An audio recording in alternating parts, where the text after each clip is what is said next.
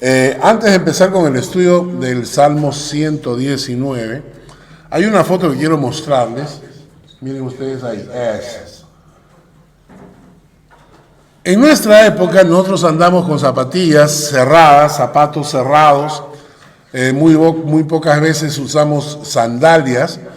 En la época de Jesús, los zapatos eran así. En la época de Jesús se usaban sandalias, ¿ok?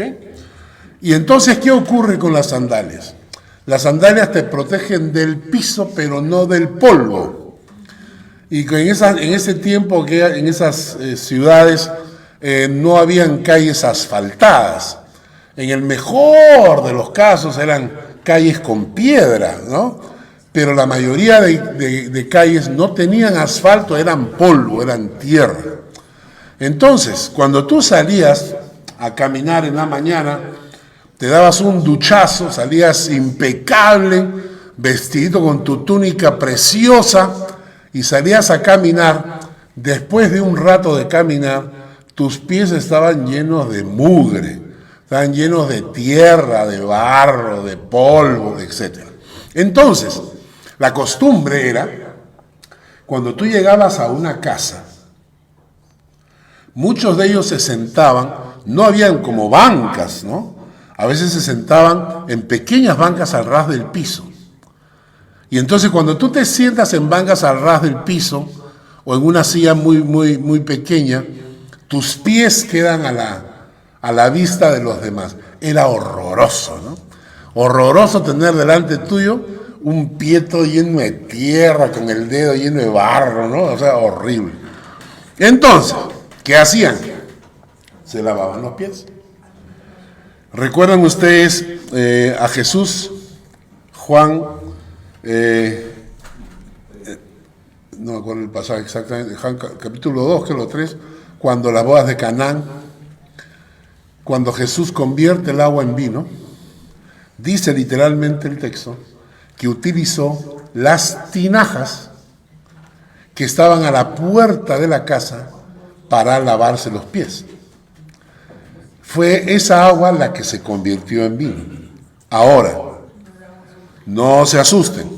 No es que la gente llegaba y metía su pie en el agua, en la tinaja, y no, sino que cuando llegaba el sirviente sacaba agua de esas tinajas. Sacaba agua de esas tinajas y le lavaba los pies a la visita. ¿Ya? O sea, escuché una vez una prédica de un pastor que decía: Dios toma nuestras vidas hechos una basura y nos convierte en lo mejor, y utilizó este pasaje. Está mal usado.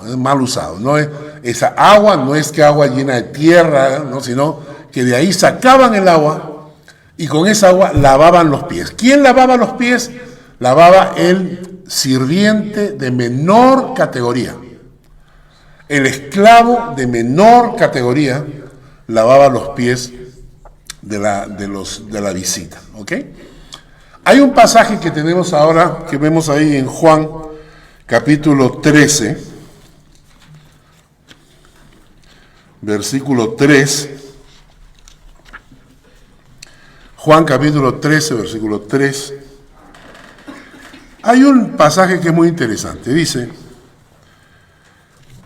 sabiendo Jesús que el Padre le había dado todas las cosas en las manos y que había salido de Dios y a Dios iba, se levantó de la cena y se quitó su manto y tomando una toalla se la ciñó.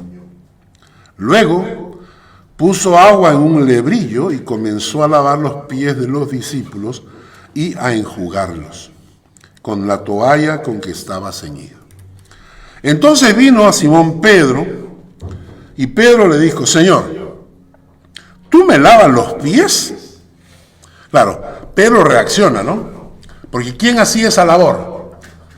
El esclavo de menor categoría. El que lavaba los pies, ese era del menor categoría. O sea, imagínense ustedes, yo me lo imagino, ustedes saben que yo tengo una cierta aversión a los pies, ¿no? No me gustan, entonces yo me imagino me ponen a mí a hacer ese trabajito. Dios, o sea, era lo peor que podía. ¿Cuál es el sirviente de menor categoría? Ya tú ven, a lavarle los pies a toda esa gente que va entrando, ¿no? Y entonces Pedro le dice a Jesús, espérate un momento, espera. ¿Cómo me vas a lavar tú los pies? O sea, Pedro está reaccionando a su maestro, le dice, ¿tú cómo me vas a lavar tú los pies?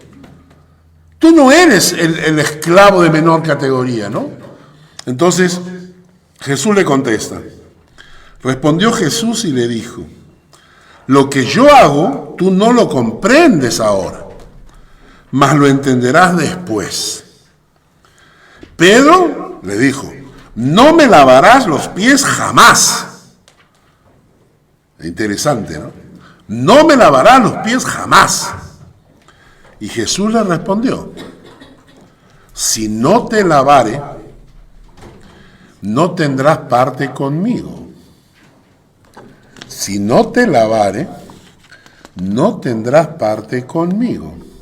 Inmediatamente Pedro reacciona y dice, no, esta no me la juego. Y dice, Simón Pedro le dijo, Señor, entonces no solo mis pies, también las manos, la cabeza, o sea, ya Pedro le dice, no, está bien, si es así el asunto, no solamente los pies, sino una bañadita completa, ¿no? O sea, cabeza, manos, por todo lado, ¿no? Ahora quiero que escuchen bien la respuesta de Jesús. El versículo 10 dice, Jesús le dijo, el que está lavado no necesita sino lavarse los pies, pues está todo limpio, y vosotros limpios estáis, aunque no todos, hablando de Judas. Interesante, el que está lavado no necesita sino lavarse los pies, pues está todo limpio, y vosotros limpios estáis, aunque no todos. ¿Por qué Jesús responde de esta manera? En Jeremías capítulo 2, versículo 22, Jeremías 2, versículo 22,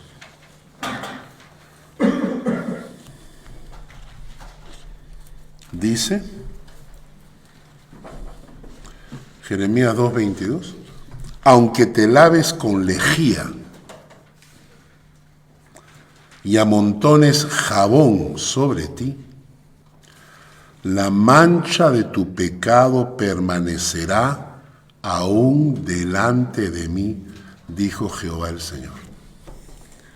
Aunque te laves con lejía, la mancha de tu pecado permanecerá delante de mí. Esa es la realidad. El hombre que quiere limpiarse de sus pecados, aunque se lave con lejía, la mancha de su pecado permanece. Pero Hebreos 9:14 nos dice, cuánta más la sangre de Cristo, el cual, mediante el Espíritu eterno, se ofreció a sí mismo sin mancha a Dios, limpiará vuestras conciencias de obras muertas para que sirváis al Dios vivo. En otras palabras, lo que dice la palabra de Dios es que la sangre de Jesús tiene el poder para limpiarnos. Ni la lejía puede limpiar tu alma, pero la sangre de Jesús puede. ¿Entienden? Entonces, cuando yo me acerco a Cristo, yo vengo con muchos pecados en mi historia, muchos pecados en mi historial, en mi pasado. He mentido muchas veces, he engañado, he robado, he fornicado, un montón de cosas que vienen en mi pasado. Aunque me lave con lejía, la mancha de mi pecado permanece. Pero cuando llega la sangre de Jesús, la sangre de Jesús te limpia. La sangre de Jesús te limpia. Entonces, cuando Jesús dice, el que está lavado no necesita sino lavarse los pies. Lo que Jesús estaba diciendo es que sus discípulos ya estaban limpios. En otro texto va a decir, vosotros estáis limpios por la palabra que les he hablado. Porque ellos habían creído en las palabras de Jesús. Y en el momento en que los discípulos creyeron en las palabras de Jesús, se produce el milagro de la limpieza interior del alma. Se produce que la sangre de Cristo limpia tu alma de todos tus pecados cometidos. Pero en el día a día se van ensuciando nuestros pies. Y eso tenemos que lavarnos. Por eso Jesús agarra y le dice, el que está lavado ya no necesita lavarse todo, solo necesita lavarse los pies. ¿Y cómo se ensucian los pies? La costumbre era por las sandalias. Entonces tú caminabas y te ibas ensuciando en el día a día, en el caminar. ¿A qué se refiere Jesús? Que yo ya he sido limpio por la sangre de Cristo. Mi corazón está limpio por la sangre de Cristo. Cuando yo recibí a Cristo en mi corazón, Él limpió mi vida, mi pasado. Pero yo salgo a la calle y se me cruza el animal ese que venía ¿no? y me cierra, ¿no? Y yo salgo por la ventana y le grito, ¿no? ¡Cara de papa! O sea, en ese instante, ¿qué pasó? Brotó una ira, una reacción. ¿Está bien? No está bien. Me acabo de ensuciar los pies. ¿Ah? O estás en la casa, hay una discusión en la casa, hay un problema en la casa, y entonces reaccionas mal con tus hijos o lo que sea, te estás ensuciando los pies. Entonces, no necesitamos lavarnos completamente porque hemos sido limpios por la sangre de Cristo, pero sí necesitamos todos los días lavarnos los pies. Y el Salmo 119 habla de eso. El Salmo 119 nos dice, ¿con qué limpiará el joven su camino? Con guardar tu palabra. Obviamente no está diciendo que una persona que ha venido a Cristo no haya sido limpia, sino tiene que lavarse nuevamente a sí mismo. No, no está diciendo eso. Una persona que llegó a Cristo fue limpia en su alma.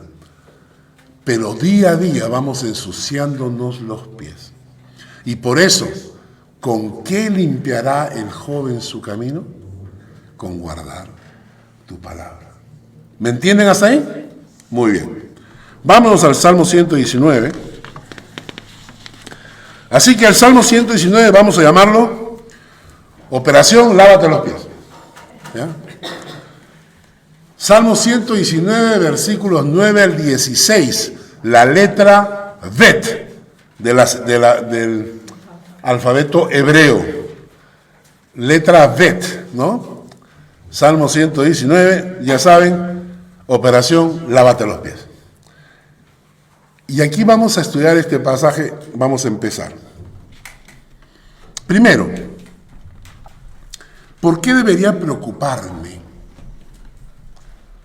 ¿Por qué debería preocuparme limpiar mi camino? O lavarme los pies. ¿Por qué simplemente no puedo decir y aceptar que tengo pecado y que así soy? ¿No? ¿Por qué? Bueno, así soy, pues. Oye, pero tu carácter es feo. Tu carácter es malo. Eres una persona conflictiva, problemática, pleitista, mecha corta, ¿no? Porque pum, explotas rápido, ¿no? Entonces, mucha gente a mí me responde y me dice, así soy, pues, ya, ¿qué? Así soy. Entonces, ¿está bien? ¿Por qué no? ¿Por qué no puedo decirle a la gente, así soy, pues, ¿no? Eso lo puede decir la gente del mundo. Pero no lo puede decir alguien en quien mora el Espíritu Santo. Y tomen nota, que a mí me lo han dicho gente, no del mundo, sino cristianos de años. Cristianos de años, que una vez una persona me dijo, yo soy una persona rencorosa. Ese es mi pecado, ¿no? Soy una persona rencorosa, no olvido. Y yo le dije, pero ¿cuántos años tienes en la fe? No, eso no importa, Carlos, así soy. Y eso es un insulto al Espíritu Santo, ¿no es cierto? Es un insulto al Espíritu Santo porque me estás diciendo que el Espíritu Santo no tiene poder para cambiar tu carácter. Tú eres más fuerte. Tú eres más fuerte que Dios. Y que Dios se acomode, caramba. ¿Ah? Que Dios me acepte porque así soy, ¿no? Y esa es la insolencia, la soberbia. De agarrar y decirle a Dios, tengo mal carácter, pues, ¿y qué? ¿Ah? Aguántame, pues, aguántame. Para que Dios mueva su dedito así, ¿no? Y tú dejas de ser. O sea, no es que, ay, te caíste. No, Dios mueve su dedito y chao pajarito. Adiós. Entonces, la primera cosa es, ¿por qué no puedo quedarme con mis errores? ¿Por qué no me pueden aceptar? Hay gente que te dice, ¿no? En esta iglesia todos me juzgan, nadie me acepta como soy. Interesante, ¿no? Lo peor no es que la gente no te acepta como soy. Lo triste es que tú te aceptas como eres. Eso es lo peor. Lo peor es que tú te aceptas como eres. En lugar de decir, Señor, necesito ser transformado por tu poder. ¿No? Entonces la primera cosa es esa. La segunda cosa es ¿por qué debo limpiar mi camino? ¿Saben por qué? Hace un tiempo atrás prediqué sobre el Salmo 91, el versículo 1. ¿Recuerdan? Salmo 91, 1. El que habita al abrigo del Altísimo morará bajo la sombra del Omnipotente. Y les dije que el que tiene un Dios altísimo tiene un Dios omnipotente. Pero si yo no tengo un Dios altísimo, ¿por qué creo que Dios tiene que ser omnipotente? Tener un Dios altísimo significa un Dios a quien hay que honrar. Tener un Dios altísimo significa un Dios que para mí está por encima de todo. Un Dios altísimo que para mí su voluntad es tan fuerte en mi vida. Entonces yo tengo un Dios altísimo. Te aseguro que tienes un Dios omnipotente que cuida de ti, que ve por ti, que tú oras y responde, ¿no? Pero esa no es la figura. La figura es que yo no tengo un Dios altísimo, tengo un Dios baratísimo. No tengo un Dios altísimo, tengo un Dios baratísimo, barato, ¿no? Pero tiene que ser omnipotente para suplir mis necesidades. Hace unos días atrás estaba pensando yo, mucha gente necesita ayuda, ¿no? Hoy en día la situación económica es tan difícil que muchas personas necesitan ayuda. Y a veces las personas piden ayuda, ¿no? Está bien, yo creo que es su derecho pedir. Lo peor de todo no son ellos. Los que más me molestan son los que no han hablado conmigo hace 20 años. No han hablado conmigo, para nada. Han hecho sus vidas, etcétera. Y de repente recibo un correo o un WhatsApp o lo que sea, con esa frasecita falsa al principio que te dice, hola Carlitos, hace tiempo que no te veo, hace tiempo que no hablo contigo, ¿no? Y después de un pequeño cruce de palabras, sí, ¿qué tal? ¿Cómo estás? Bien, acá, sí. ¿Y ustedes dónde están? Allá, sí, sí. Oye, dicho sea de paso, quería pedirte un favor. ¿Qué sensación tienes en tu corazón? Cajero automático. Convenido, cajero automático, utilizado, ¿no? Dueño del banco suizo. Exacto, dueño del banco suizo. Pero te hace sentir mal, ¿no es cierto? Te hace sentir mal porque tú sabes que detrás de esas palabras hay falsedad. No hay ningún tipo de interés en ti. Pero ¿no es eso lo que hacemos con Dios? ¿No es eso lo que hacemos exactamente con Dios? No tiene nada, o sea, ¿cómo le va a la iglesia? No me interesa. ¿Cómo se sostiene la iglesia? No me importa. No me importa. ¿Te congregas? No, cuando tenga tiempo, ¿no? Cuando no hay partido de la Champions. Claro, cuando no hay partido de la Champions, correcto. ¿Participas en algún estudio bíblico? No, tengo mucho que hacer. Pero, si pierdes el trabajo, aló, por favor, el grupo de oración tienen que orar por mí, ¿eh? ¿No sé? Aparecen, ¿no?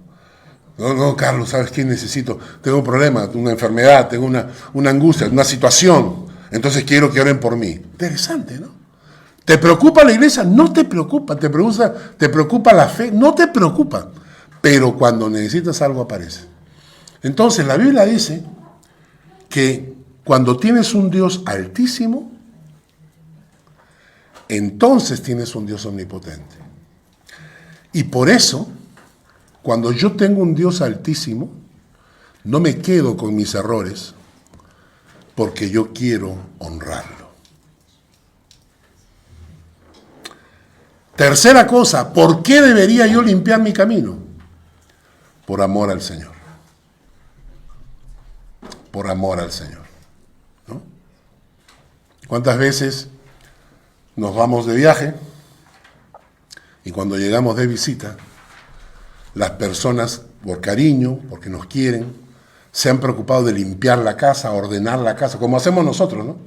La casa es un desastre, pero cuando viene visita hay que limpiar rápido. Entonces limpias, ordenas, ¿no? Pero lo haces por cariño, pues si no tuvieras cariño, me llegaría altamente. ¿Por qué limpiar mi camino? Porque eso ofende al Señor. Por amor al Señor, quiero limpiar mi camino. ¿Ok?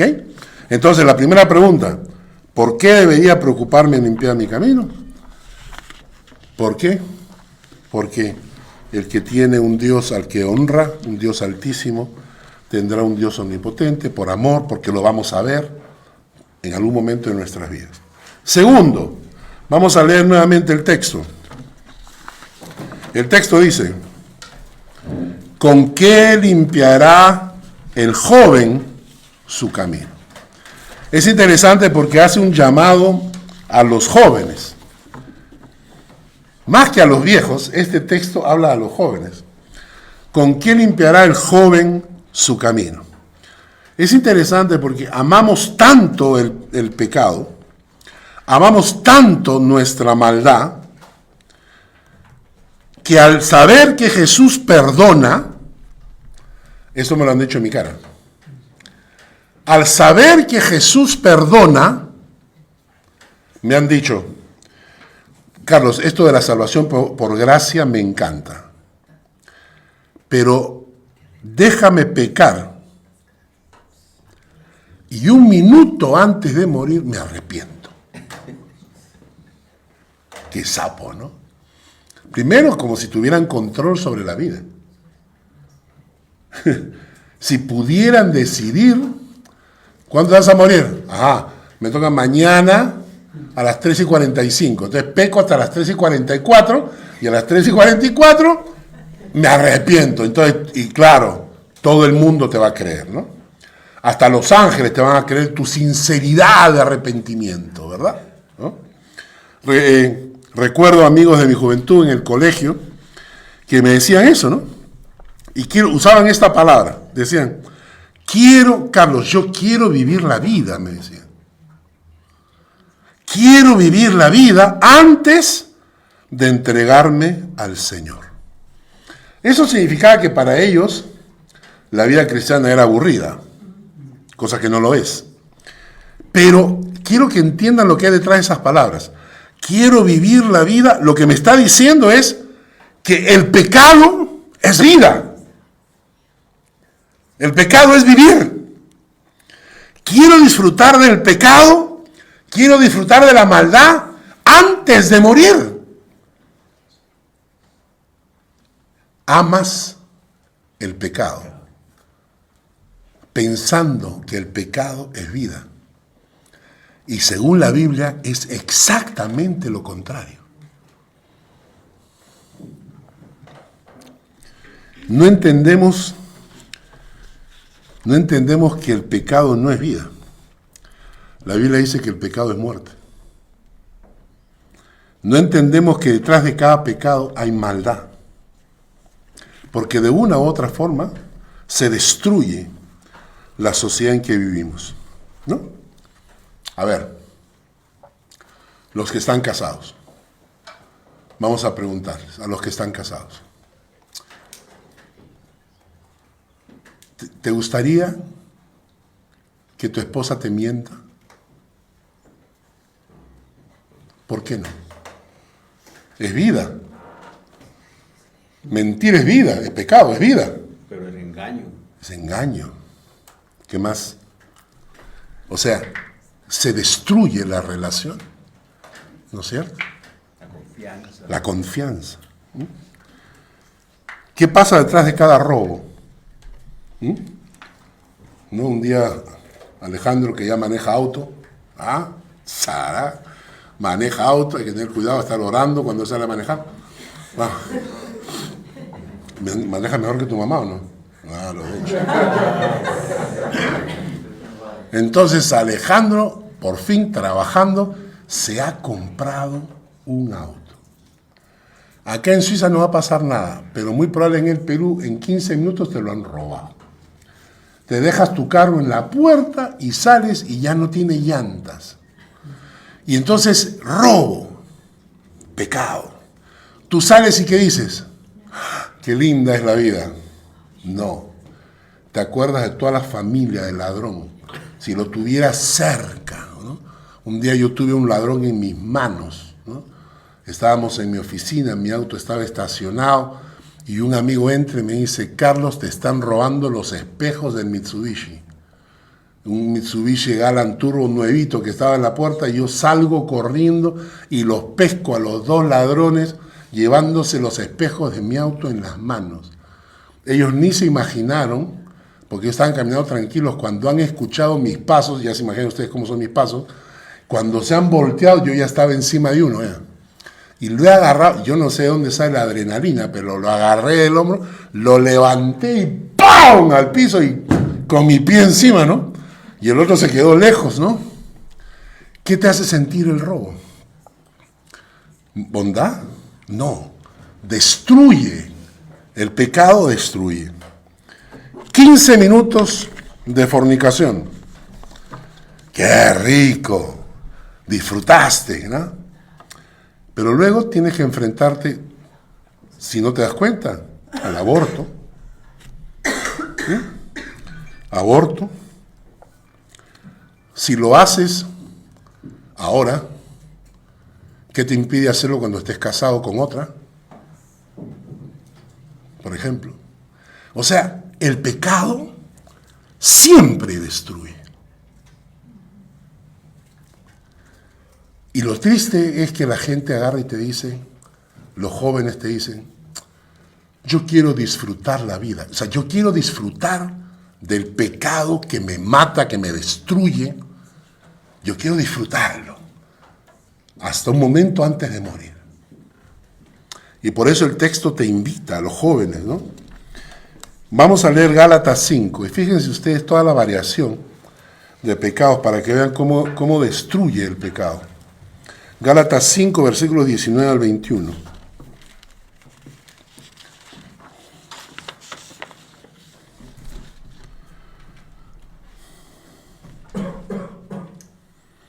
Dice, y manifiestas son las obras de la carne, que son adulterio, fornicación, inmundicia, lascivia. ¿Saben lo que es lascivia? Esas miradas sucias, ¿no? Yo siempre he conocido amigas mías que me decían, la cosa más horrible de un lugar donde yo entro es cuando entro y los hombres me miran con deseo. Sí, entonces pasa ella y los hombres, ¿sabes qué? ¡Qué asco! La mujer se siente un objeto, asco. Lascivia. Idolatría. Ya hemos hablado de la idolatría, ¿no? Robarle la gloria a Dios. Hechicerías, enemistades, pleitos, celos, iras, contiendas, disensiones, herejías, envidias, homicidios, borracheras. ¿Saben ustedes cuánta gente ha perdido la vida? ¿Cuánta gente ha perdido la vida por una borrachera? La gente cree que es un jueguito. Hasta que a alguno de tus amigos se le ocurrió. De repente tú no tomabas. ¿Han visto el caso de la chica que quedó completamente incinerada su cuerpo? Ella fue a una fiesta con una amiga suya. Y saliendo de la fiesta, el amigo que las llevaba había estado tomando. Entonces ellas dijeron, no nos vamos contigo. Vamos a pedir un Uber. Inteligentes las chicas. Vamos a pedir un Uber. Pidieron el Uber, la chica y su amiga se subieron con destino a su casa. En el camino, otros muchachos de otra fiesta, borrachos, en el auto, se estrellaron contra el Uber y la chica amiga suya se murió y ella quedó completamente incinerada en su cuerpo. Los otros quedaron vivos. Quedaron vivos, un problema del cuello, pero se recuperaron y todo. ¿Saben cuánto? Alguna vez yo he visto pastores que cuando hablan del licor, del alcohol, ¿no? Dicen, ay, Carlos, no seas extremista, una copa la puede tomar cualquiera. Yo te voy a decir algo. Yo no tengo ninguna compañía de cerveza ni de licor que me pague publicidad. No tengo por qué hacerle publicidad a algo que solo causa daño. Solo causa daño. La borrachera, familias destruidas, accidentes, gente que se cae borracha y se descerebra porque se golpea la cabeza, se ponen agresivos, o sea, bueno, borracheras. Orgías y cosas semejantes a estas, acerca de las cuales os amonesto, como ya os lo he dicho antes, que los que practican tales cosas no heredarán el reino de Dios.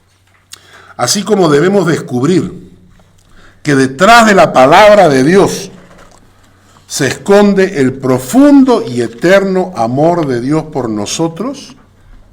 ¿Escucharon eso?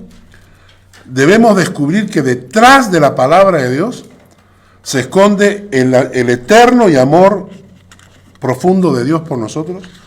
De la misma manera debemos descubrir que detrás de todo pecado se esconde maldad que solamente busca destruir tu vida y la de tu familia. Para entender esto, necesitas un milagro. Necesitas que Dios entre en tu corazón y te abra los ojos.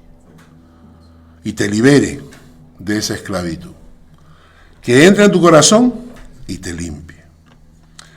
Ahora bien, seguimos con Salmo 119, versículo 9.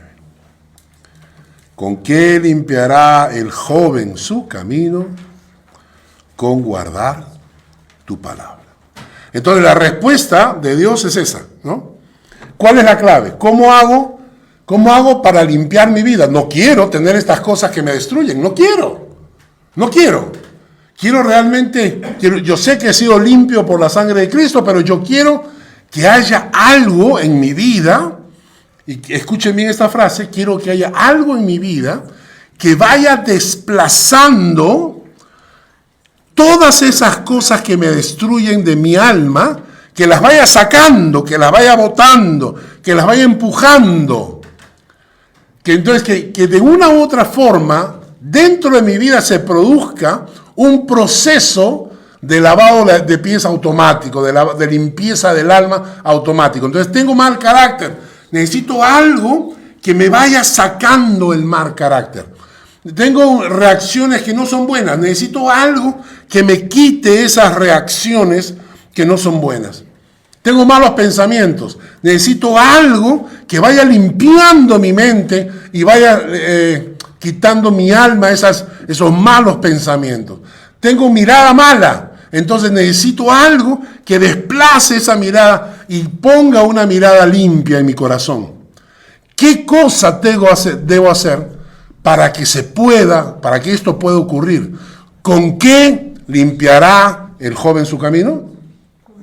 Con guardar su palabra. Es la respuesta. La pregunta es esta. ¿Y qué significa guardar su palabra? ¿A qué nos referimos con guardar su palabra? ¿Qué incluye guardar su palabra? ¿Qué debo hacer para que la palabra de Dios se guarde en mi corazón y en forma automática vaya limpiando mi camino? Esta porción del Salmo nos va a enseñar 7 cosas. Aquí en el cuadro, acá tienen las hojitas, pero no se las voy a dar para la próxima semana. No, yo no voy a estar. ¿Ah? Yo no voy a estar. Ah, te quedas sin papel. El Salmo, porque recuérdense que la porción son 8 versículos.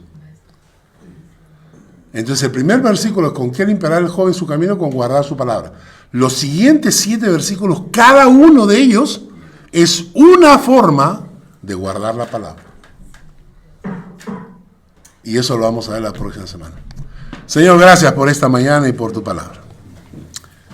Realmente queremos limpiar nuestro corazón porque queremos verte. Queremos tener un Dios altísimo al que honremos para tener un Dios omnipotente que nos cuide. Queremos guardar tu palabra para que vaya desplazando en nuestro corazón el mal carácter, los malos pensamientos, las malas reacciones, para hacernos, oh Dios, gente que te sirva. Padre, gracias por tu palabra. Te bendecimos. En el nombre de Jesús.